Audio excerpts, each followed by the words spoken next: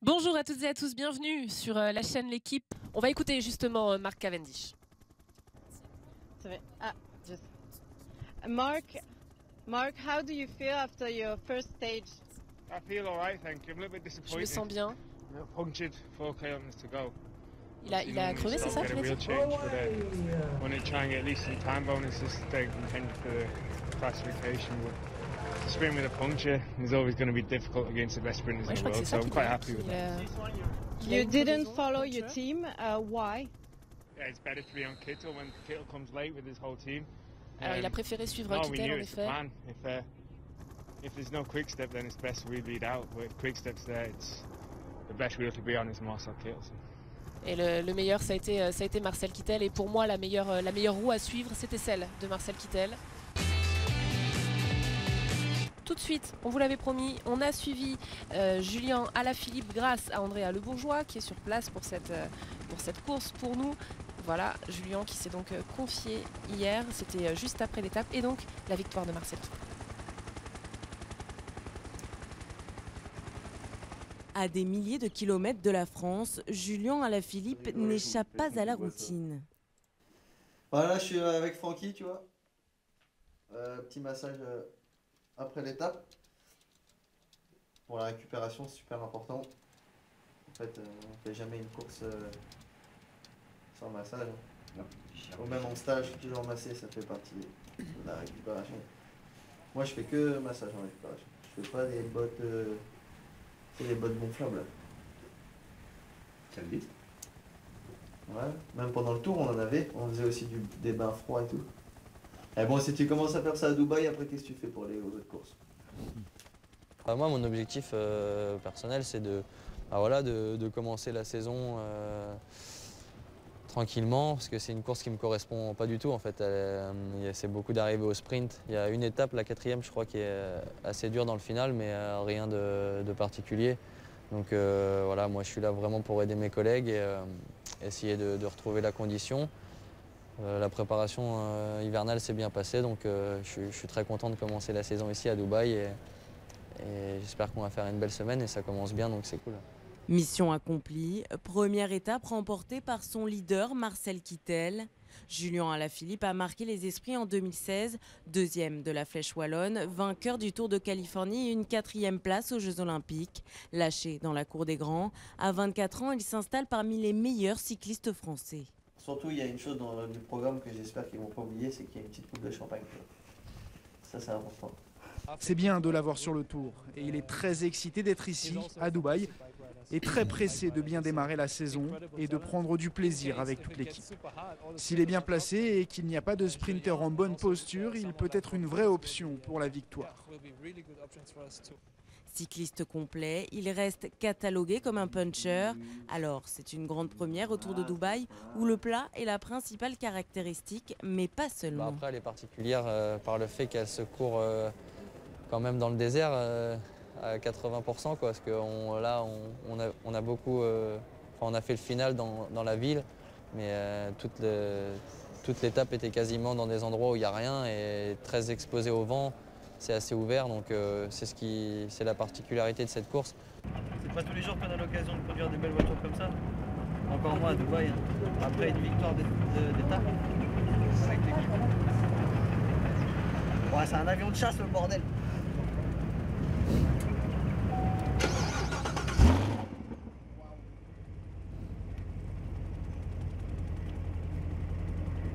Ouais, tout à l'heure. En attendant d'atteindre ses objectifs comme Paris-Nice, cap sur une reprise en douceur pour l'un des cyclistes français les plus attendus de cette saison. Julien Bernard au micro d'Andrea Le Bourgeois. Julien qui doit être content avec la victoire de John Degenkolb. Julien, vous devez être satisfait sur cette étape? Ouais, on est vraiment très content. On savait que ça allait être dur aujourd'hui, le vent s'est levé, ça a fait la course toute la journée, c'était vraiment très très dur. Et ça a explosé un grand coup à la mi-course. On a réussi à revenir un peu tous dans le jeu et on a décidé de rouler dans le final. Et puis voilà, on est vraiment content que John il puisse gagner. Et c'est vraiment bien pour l'équipe et c'est vraiment bien pour lui parce que trouver ses marques aussi rapidement, c'est vraiment bien pour le futur. On a senti beaucoup de tension sur cette étape entre les conditions climatiques et ce qui est arrivé à Kittel. Ouais, il y a eu beaucoup de tension, il y a eu des chutes. Forcément, tout le monde sait que ça se joue à des endroits précis. On a tous les oreillettes et ça roule très très vite, ça frotte beaucoup et faut tous être placés devant au même moment. Donc forcément, ça tombe un peu et puis voilà. Mais c'est la course. Aujourd'hui, je pense qu'on a eu des conditions climatiques un peu exceptionnelles aussi. On a eu la tempête de sable même à un moment. Donc c'était dur, mais c'est pareil pour tout le monde. C'est la première année de John dans votre équipe. Ça se passe comment? Est-ce que vous pouvez un petit peu nous expliquer? On peut voir, voilà, ils s'adaptent super bien à l'équipe, même avec Kuhn qui est nouveau. Ils ont réussi à amener dans l'équipe aussi leur expérience dans le sprint. Et puis voilà, nous on a essayé d'emmener ce qu'on a aussi et au final ça a plutôt bien marché. On n'est pas passé loin les 2 premières étapes, la 3e on met au bout. Donc voilà, tant mieux, il reste encore 2 étapes pour encore gagner des victoires. Et puis penser au général aussi, pourquoi pas. Demain, c'est une étape où il y a une bosse, c'est une étape faite pour John. Ouais, clairement, c'est une bosse de 300 mètres, il est très puissant dans une bosse. On va encore jouer sa carte à fond, comme je l'ai dit, de toute façon, on joue sa carte à fond tous les jours, c'est notre unique leader et ça marche vraiment bien pour l'instant, donc on va continuer comme ça. Merci beaucoup Julien. Sur place, nous avons Andrea Le Bourgeois, notre envoyé spécial. Andrea, bonjour. Vous avez vu la réaction des coureurs lorsqu'ils sont arrivés, lorsqu'ils sont descendus du bus. Qu'est-ce qui s'est passé ? Oui, effectivement. Alors avant cette réunion dont vous parlez, on a pu assister à une discussion assez incroyable entre les grands sprinteurs de ce Tour de Dubaï. Donc il y avait Mark Cavendish, et John Degenkolb qui parlaient de ces conditions climatiques. Et pour eux, c'était impossible de courir cette étape. Mark Cavendish a quand même proposé un contre-la-montre, mais une proposition qui n'a pas vraiment été acceptée par et Degenkolb. Oui, d'accord. Alors, contre-la-montre, ça vous a fait sourire, Eric? Oui, c'est bon. Écoutez, tous les avis sont bons à écouter. Effectivement, proposer d'organiser comme ça à la hâte un contre-la-montre, l'idée est peut-être pas si mal que ça, mais sur le plan logistique, pouvoir concrètement l'organiser, c'est pas évident. Voilà. Bon, écoutez, c'est une idée comme une autre. Andrea, est-ce que vous pouvez nous certifier que la décision était unanime du côté des coureurs? Je crois que vous avez rencontré des Français aussi. Oui, bien sûr. Alors du coup, une réunion a été comme vous disiez, avec des représentants des coureurs comme John Degenkolb, des directeurs sportifs, des organisateurs, des sponsors et l'UCI. Et la décision, oui, comme vous le dites, a été unanime, sachant qu'en plus, aujourd'hui, les rafales de vent vont atteindre 80 km/h. Et j'ai pu discuter avec Julien Alaphilippe qui lui me disait qu'il était frustré de ne pas pouvoir courir bien évidemment cette étape qui lui correspond en tant que puncher. Mais effectivement, les conditions climatiques sont telles qu'aujourd'hui c'était impossible de courir cette course. Car en plus pour lui c'est le début de la saison et il me disait dans le peloton avec ces rafales de vent c'est très très compliqué de ne pas d'avoir d'accident et du coup il avait peur de se casser par exemple la clavicule et en début de saison c'est plutôt préjudiciable. Merci beaucoup Andrea pour ces informations toutes fraîches. On vous retrouve demain pour la 5e étape donc. Et donc c'est Bernard qui nous explique ce qui s'est passé justement hier et regardez où elle l'a rencontré Andrea Le Bourgeois. Il n'y a pas beaucoup des journées de repos sur les courses de 5 jours. Donc, je pense que c'était quand même la bonne décision pour tout le monde au final. Pourquoi ? Les conditions climatiques. Voilà, déjà hier, c'était un peu. Il y a un moment où ça a été un peu limite, c'était un peu le fil rouge pendant 20-30 km. On a pris la tempête de sable. Hier soir, on avait tous mal à la tête, on avait tous respiré beaucoup de sable et avalé beaucoup de sable pendant l'étape. Donc je pense qu'il n'y avait personne qui avait vraiment envie de refaire ça aujourd'hui. Parce que c'est pas agréable déjà. Et puis voilà quoi. Non, après on a vu en rentrant à Dubaï qu'il y avait un bout d'immeuble qui était tombé sur la route. Donc c'est aussi ça, les vents violents.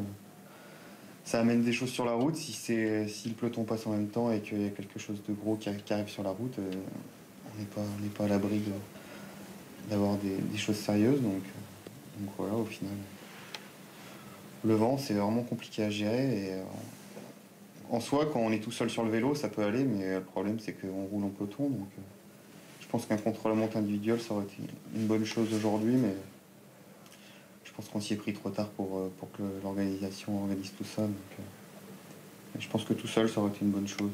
Après, en peloton, c'était vraiment pas possible de rouler aujourd'hui.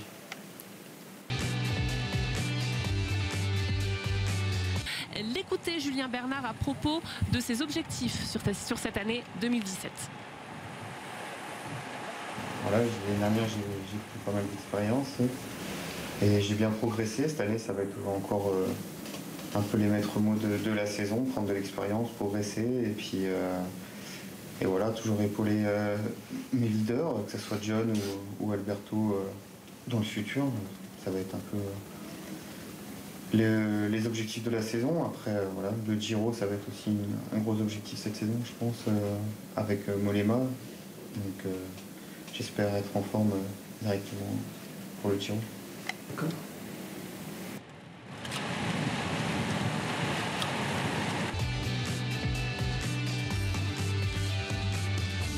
Allez, on va écouter Andrea Le Bourgeois qui a retrouvé Mark Cavendish, 4e aujourd'hui. Mark, sorry. How could you sum up your Dubai tour? Comment vous pouvez résumer votre tour de Dubaï? We didn't get any wins, but pas gagné. I think after working throughout the week, we as a team we rode incredible there. That was exactly as we planned. On a eu une grosse équipe, c'est exactement ce qu'on attendait. Obviously a win, but I'm happy with that. Pas de victoire, mais Are you disappointed by your results? Par ce résultat? Oui. Yeah, I am. Oui. My gears went to stay in the 11, going up to the 12. Thought I did perfect. 10e, 12e. Then when I went to kick, 12 and 12, 11, and one time it flipped my back wheel up. Parle dans sa barbe, j'ai du mal à comprendre, je vous l'avoue. What was your feeling on de jaillir et que ça n'a pas fonctionné? Quels étaient vos sentiments? And the team were fucking hell, lad. Knock my leg down. Attention, faut pas faire chuter Mark Cavendish maintenant. Il a l'air vraiment très déçu. En fait, ouais. On est content parce que ça allait avec l'équipe, mais en effet très déçu. Seems like something every day, you know, but at least it worked right. At the start of the week, you were telling us that you were like searching for your form. Are you like in form right now? Est-ce que vous êtes en forme? So that's all right. So, like I said, it's another positive you can take. Well, and that looks like all the guys are in good form as well. So I think, yeah.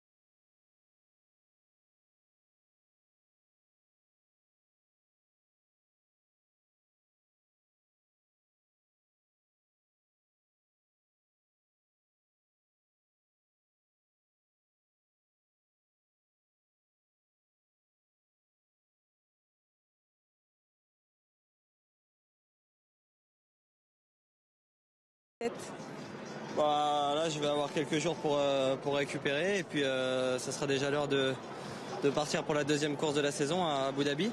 Donc c'est une course qui va me correspondre un petit peu mieux parce que c'est un peu plus dur, quoi. Si c'était vraiment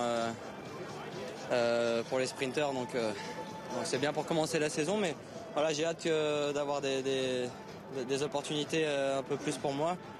Et voilà, avec Abu Dhabi, Paris-Nice juste après, Tour de Catalogne, ça devrait être pas mal. Quels sont vos objectifs personnels?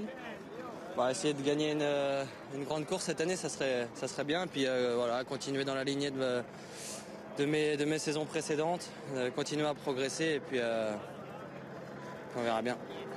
Merci beaucoup Julien. Merci à vous. On verra bien Julien Alaphilippe qu'on va donc retrouver pendant. Du côté de Marcel Kittel, on a vu Julien Alaphilippe, il y a aussi Bob Jungels qui est justement avec Andrea Le Bourgeois.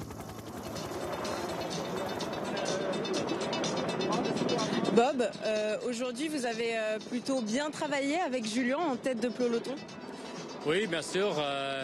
Aujourd'hui, c'était le rôle de Julien de tirer le peloton un tout petit peu. À la fin, on était là pour lancer le train pour Marcel. Donc, non, c'était encore une superbe journée pour nous. Et tout le monde a bien travaillé. On a des super résultats. Donc, une très belle semaine pour nous. On sent qu'il y a un vrai esprit d'équipe.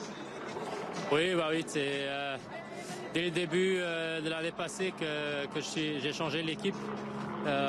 Chez Quick-Step ici, c'est vraiment c'est un esprit incroyable, quoi. C'est vraiment des copains qui roulent ensemble et donc on est super content pour chaque résultat que chacun fait. Et c'est comme ça que ça marche. On a des très très grands talents. Des coureurs très performants dans l'équipe et on donne beaucoup de force et de morale chacun à l'autre. Quels sont vos objectifs pour la saison 2017? Est-ce que vous comptez refaire le Giro? Oui, la première grande course c'est Tirreno pour moi, donc je vais essayer d'être bien là. Puis après, je vais faire les Amstel et Flèche, les deux Ardennaises. Et puis après, bien sûr, le Giro, c'est le grand but. Comme l'année passée, je vais bien me préparer et je vais essayer d'avoir un résultat similaire que l'année passée. Merci beaucoup, Bob. Et bien voilà, il vous a dit où vous pourrez le retrouver si vous voulez suivre.